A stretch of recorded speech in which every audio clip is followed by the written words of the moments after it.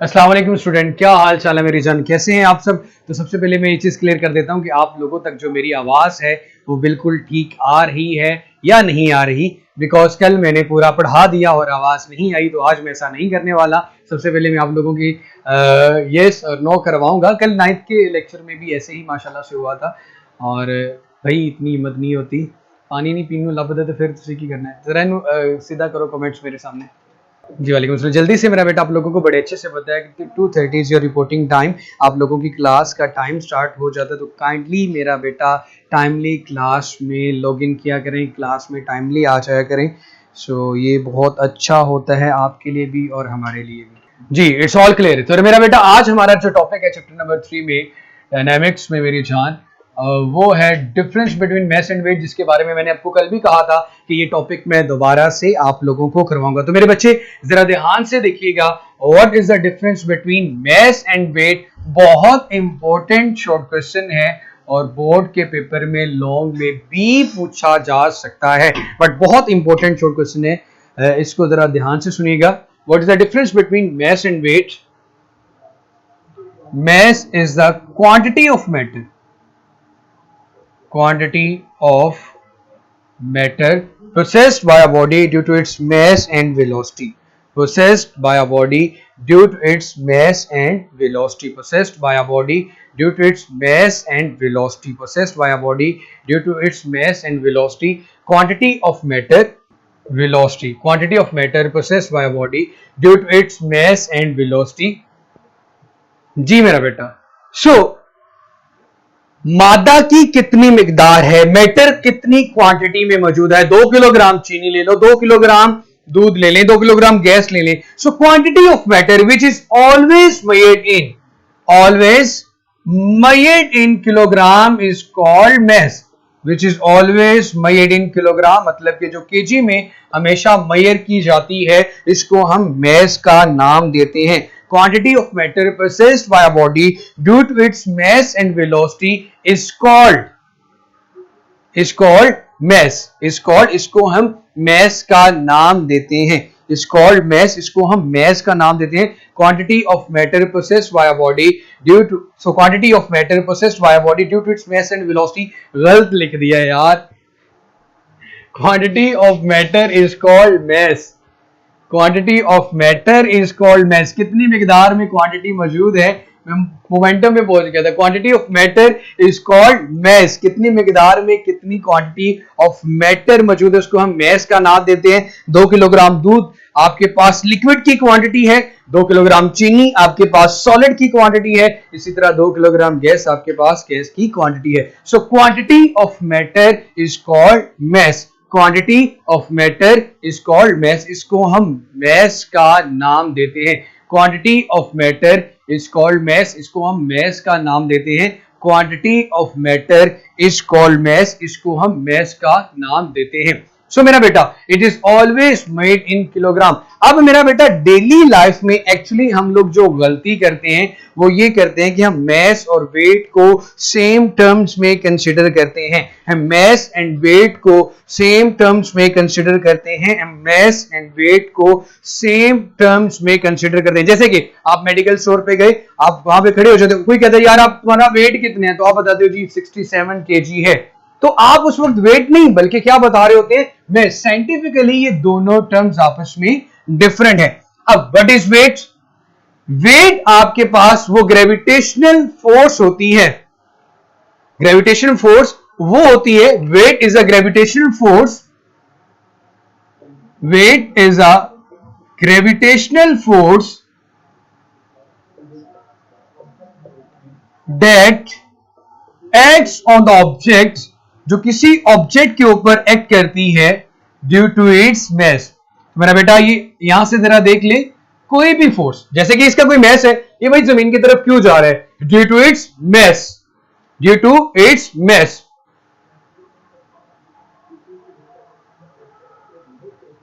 ये देखें जरा।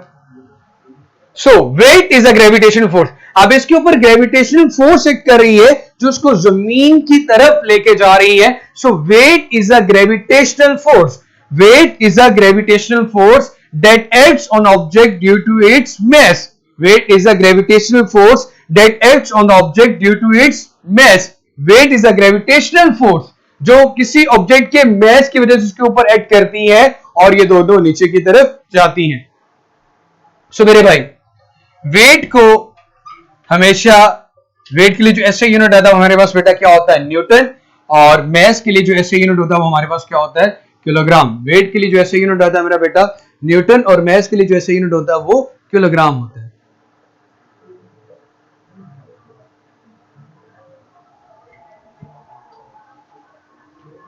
So weight is a gravitational force that act on object due to its mass. अब मेरा बेटा mass को हमेशा मेजर करते हैं किलोग्राम से और weight को मेजर किया जाता है न्यूटन में. अब mass always remain constant. Mass always remain constant. ये हमेशा एक जैसा रहता है. अब छत पे जाओ, छत से नीचे आ जाओ, आपके mass में कोई तब्दीली नहीं आएगी. बट weight का फॉर्मूला होता है weight is equal to mg. ये दो चीजों पे डिपेंड करता है. वेट दो चीजों पे डिपेंड करता है, मैस पे और gravitational acceleration due to gravity पे. मैस तो किसी भी बॉडी का सेम रहेगा बट जी की वैल्यू आपको पता है ऊपर जाते हुए कम होती है और नीचे आते हुए ज्यादा होती है. तो इट मींस कि यह बात की जा सकती है कि आपके पास जी की वैल्यू चेंज होने से वेट चेंज हो सकता है. It is a variable quantity. ये बदल सकता है बट मैस बदलता नहीं है. ये तीन डिफरेंस मैंने आपको बता दी. एक तो डेफिनेशन का, ये एक फोर्स है बट ये एक क्वांटिटी ऑफ मैटर है. उसके बाद इसके लिए यूनिट किलोग्राम यूज करते हैं. इसके लिए फोर्स की कोई भी फॉर्म हो उसके लिए हम जो यूनिट यूज करते हैं वो हमेशा न्यूटन होता है. फोर्स के लिए जो यूनिट यूज करते हैं बेटा हमारे लिए हमेशा न्यूटन होता है. फोर्स के लिए जो यूनिट इस्तेमाल करते हैं वो मेरा बेटा हमेशा न्यूटन होता है. फोर्स के लिए जो यूनिट इस्तेमाल करते हैं वो मेरा बेटा हमेशा न्यूटन होता है. फोर्स के लिए जो यूनिट इस्तेमाल करते हैं वो मेरा बेटा हमेशा न्यूटन होता है. अब मेरा बेटा weight is equal to mg के इक्वल है.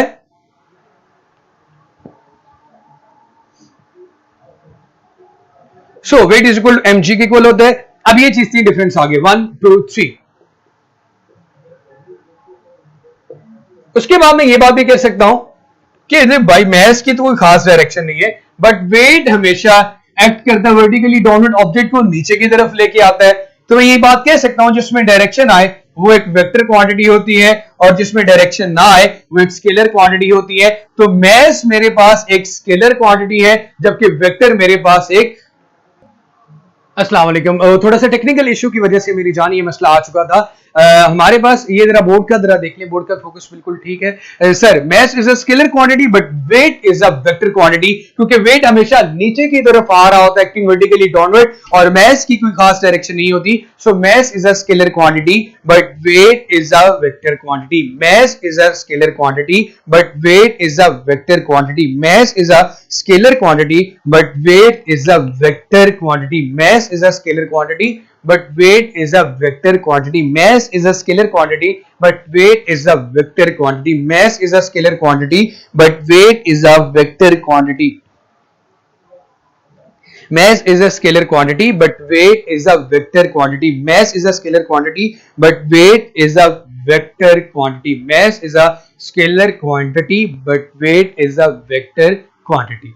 अब मेरे भाई जरा गौर से सुन लीजिएगा मेरी जान कि आपको सबसे पहले ये चीज बतानी है क्वांटिटी ऑफ मैटर. कितनी मिकदार में कोई मादा मौजूद है यार 2 किलोग्राम 3 किलोग्राम, उसको मैस का नाम देते हैं. बस वो मैस हमेशा जमीन की तरफ जाने की कोशिश करता है. क्यों जाता है? क्योंकि उसमें ग्रेविटी की फोर्स एक्ट करती है. उस चीज को हम नाम देते हैं कि weight is a gravitational force that act on object due to its mass. और फोर्स का यूनिट हमेशा न्यूटन होता है और एक वेक्टर क्वांटिटी होती है और मैस का यूनिट किलोग्राम होता है मेरा बेटा. और ये हमेशा एक जैसा रहता है बट वेट डिपेंड करता है वैल्यू ऑफ जी पे. जी की वैल्यू सेम नहीं रहती, ये वेरी करती है जगह से जगह तक. तो इसलिए आपके पास वेट भी बदल सकता है. अब मेरे भाई मैस को वेयर करने के लिए आपने देखा होगा स्प्रिंग बैलेंस, इलेक्ट्रॉनिक बैलेंसेस का इस्तेमाल करते हैं.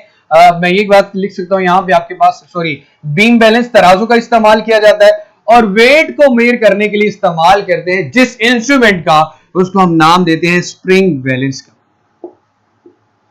तो ये मेरा बेटा आप लोगों ने पॉइंट्स याद रखने जब भी डिफरेंशिएट करना हो दो क्वांटिटीज के दरमियान. तो पेपर को खूबसूरत बनाने के लिए कोशिश किया करें कि दरमियान में एक लाइन लगा.